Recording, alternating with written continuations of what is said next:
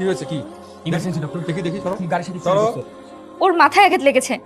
মাথায় আঘাত লাগার পর যদি কেউ সেন্সলেস হয়ে যায়, বমি করে, সে আর বাঁচে। এই তুই কি এসব বলতেছিস? ফালতু কথাবার্তা।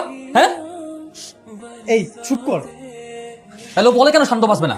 আল্লাহর রহমতে কিচ্ছু হবে না, ও ঠিক হয়ে যাবে। ওর চিকিৎসা চলতেছে। এই পেশেন্টের গার্জিয়ান আমি শান্তর বাবা, সে ভালো আছে। আপনারা একটা আমার রুমে আসুন প্লিজ। জান কি হয়েছে তোর? আমার কথা কো বাজার, কথা কো, কি হয়েছে বাজার রে? প্লিজ আপনার রোগীর ডিস্টার্ব করবেন না, বাইরে যান। বাজান আমার মোটরসাইকেল চাইছে, আমার টাকা নাই দিকে দিতে পারি নাই। বাজান রে, বাজান আমি দোকানটা বেচে দিব, নাহলে বন্ধক দিব, নাহলে দোকানের উপর লোন নিব, 1 লাখ টাকা নিব, তোর মোটরসাইকেল কিনে দেবো। বাজান কথা কো বাজার, বাজার শান্ত। এই ওষুধগুলো আনতে হবে, আর ওনার একটা সিটি স্ক্যান করাতে হবে। সিটি স্ক্যান কেন আঙ্কেল? ওর কি মারাত্মক কিছু হয়েছে? কিছুটা